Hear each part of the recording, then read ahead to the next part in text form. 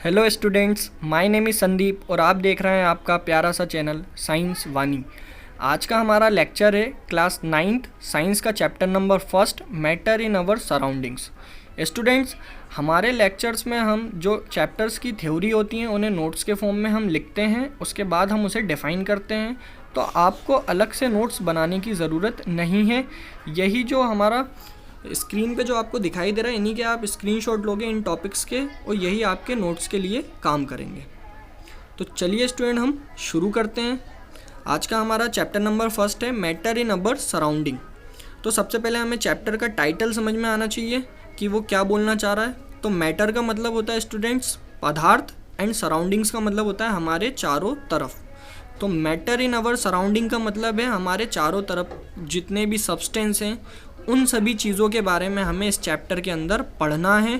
And जो हमारा matter words है इसको हमें डिटेल में समझना है कि मैटर क्या होता है, मैटर किससे मिलके बनता है। चलिए स्टूडेंट्स, हमारा फर्स्ट टॉपिक है मैटर। तो मैटर की हमारे पास डेफिनेशन है, matter is the substance which have mass and occupies space and matter is made up of tiny particles. तो मैटर को हिंदी में हम क्या बोलते हैं, पदार्थ बोलते हैं उसको। और मैटर किससे मिलके बना है, टीनी पार्टिकल से मिलके बना हुआ है। टीनी वर्ड का मतलब होता है छोटा। तो बेसिकली मैटर किससे मिलके बनता है, ग्रुप ऑफ टीनी पार्टिकल से मिलके मैटर हमारा बनता है। और मैटर की स्पेसिफिकेशन क्या है, उसके पास पर्टिकुलर मास होगा, वो आपका स्पेस ऑक्यूपाई करेगा, पर्टिकुलर उसका शेप होगा एंड साइज होगा। तो मैटर स्टूडेंट किससे मिलके बनता है, ग्रुप ऑफ टीनी पार्टिकल से मिलके मैटर का डेवलपमेंट होता है। आपके पास एग्जाम्पल है मैटर के, पेन, स्टार, एयर, ईटीसी। तो ये सब मैटर के एग्जाम्पल हैं। Everything is made up of matter. हमारे चारों तरफ जितनी भी चीज़ें हैं सब मैटर हैं। मैटर को हम सब्सटेंस भी बोल सकते हैं, ऑब्जेक्ट भी बोल सकते हैं। अब अगर हम बोलें हैप्पीनेस, तो हैप्पीनेस कोई मैटर नहीं है, क्योंकि मैटर का पर्टिकुलर शेप होगा, साइज़ होगा, मास होगा और वह आपका स्पेस भी ऑक्यूपाई करेगा। बट हैप्पीनेस एक तरीके की फीलिंग है। हम ऐसा नहीं बोल सकते कि हम 5 kg हैप्पीनेस है या 2 kg हैप्पीनेस है हमारे पास, वो एक फीलिंग है। बट मैटर क्या होगा, जिसके पास पर्टिकुलर मास होगा और वो आपका स्पेस ऑक्यूपाई करेगा। आई होप स्टूडेंट आपको मैटर की डेफिनेशन समझ में आई होगी। चलिए हम आगे बढ़ते हैं। हमारा नेक्स्ट टॉपिक है कैरेक्टरिस्टिक्स ऑफ पार्टिकल्स। तो मैटर जिन पार्टिकल्स से मिलके बना हुआ उनकी कैरेक्टरिस्टिक्स देखना है, हमें विशेषताएं देखना है क्या क्या हैं उनके पास। तो नंबर फर्स्ट है, particles of matter have space between them. तो जो मैटर जिनसे मिलके बना है, जिन पार्टिकल से मिलके बना है, उनके पास इंटरमोलिकुलर स्पेस होता है, उनके बीच में दो पार्टिकल्स के बीच में स्पेस होता है। सेकंड है, particles of matter are continuously moving. जो पार्टिकल्स होते हैं जिनसे मैटर मिलके बना हुआ है वो पार्टिकल्स कंटिन्यूसली क्या होते जाते हैं, मूव होते रहते हैं। थर्ड है, particles of matter attract each other.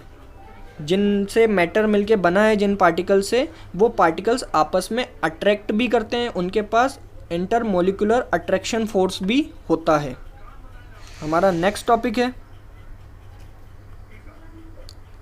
State of matter.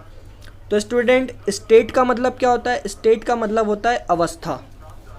तो जो भी हमारा मैटर है उसके कितने स्टेट्स होंगे, तो बेसिकली हमारे पास जो मैटर है उनके 3 स्टेट होते हैं, सॉलिड, लिक्विड एंड गैस। एक स्टेट और होता है जिसको हम बोलते हैं एक्वस। बट बेसिकली अभी हमारे पास कितने स्टेट दिए गए हैं, 3, सॉलिड, लिक्विड एंड गैस।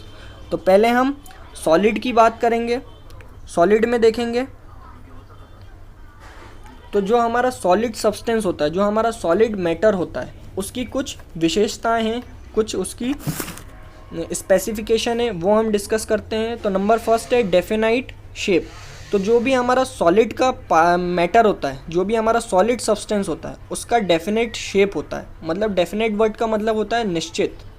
तो जैसे कि सपोज़ कर लीजिए, अगर हमारे पास फुटबॉल है तो फुटबॉल आप देखोगे वो स्पेरिकल है, उसका शेप क्या है, डिफाइन है। और डिस्टिंक्ट बाउंड्रीज़, तो जो आपका सॉलिड होता है उनकी बाउंड्रीज़ भी कैसी होती हैं, डिस्टिंक्ट होती हैं। डिस्टिंक्ट का मतलब दिखाई देना, तो हम उनकी बाउंड्रीज़ को भी क्या कर सकते हैं, ईजीली ऑब्जर्व कर सकते हैं। थर्ड है रिजिड। रिजिड का मतलब होता है कठोर। तो बेसिकली जो हमारे सॉलिड होते हैं वो कैसे होते हैं, बहुत ही ज़्यादा हार्ड होते हैं। फोर्थ है हमारा इनकम्प्रेसिबल। इनकम्प्रेसिबल का मतलब क्या होता है स्टूडेंट, जिसको हम कंप्रेस नहीं कर सकते। कंप्रेस का मतलब होता है दबाना। तो जो सॉलिड होता है, सॉलिड को हम ज़्यादा दबा नहीं सकते, उसको हम ज़्यादा प्रेस नहीं कर सकते, वो इनकम्प्रेसिबल होते हैं। फिर लास्ट है हमारा डेफिनेट वॉल्यूम। तो जो हमारा सॉलिड होता है, सॉलिड का वॉल्यूम कैसा होता है, डेफिनाइट होता है। वॉल्यूम का मतलब होता है आयतन, बोलते हैं हम इसको हिंदी में। तो जो भी हमारा सॉलिड होता है उसका वॉल्यूम क्या होगा, डिफाइन होगा।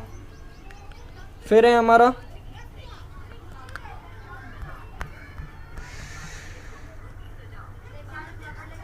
सेकेंड स्टेट आता है मैटर का, लिक्विड स्टेट। तो लिक्विड स्टेट की विशेषताएं क्या हैं, स्पेसिफिकेशन क्या हैं।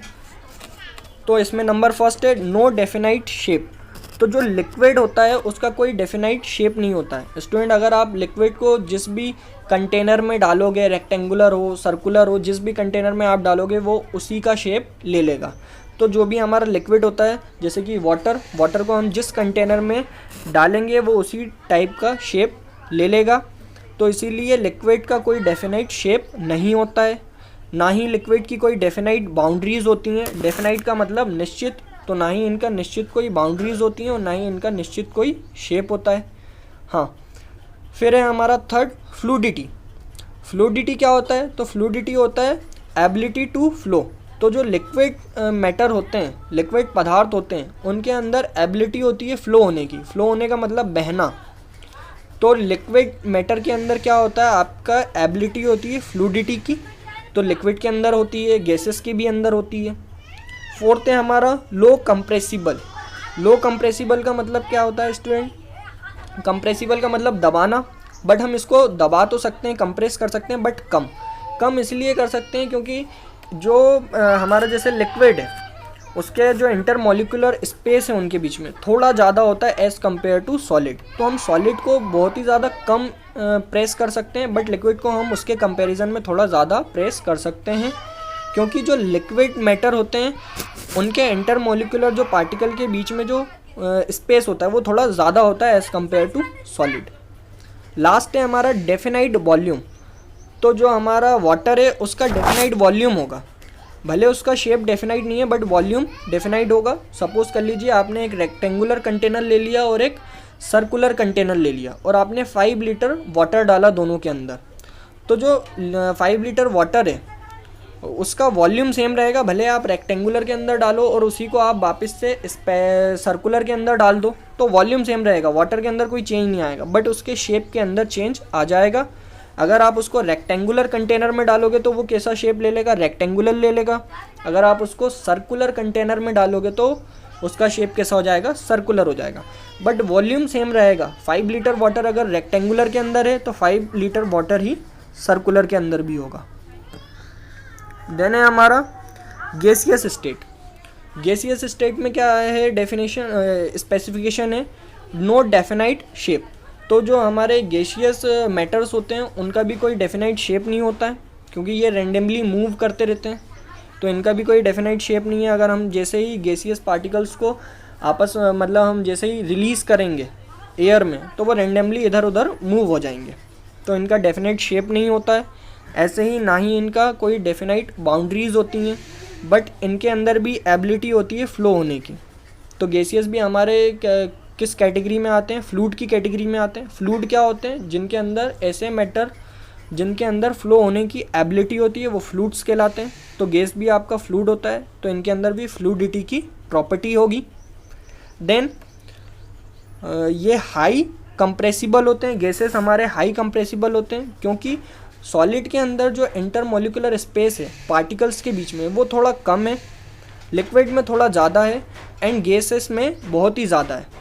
तो इसलिए ये हाईली कंप्रेसिबल होते हैं, इनको आपस में हम बहुत ही ज़्यादा पास ला सकते हैं कंप्रेस करके।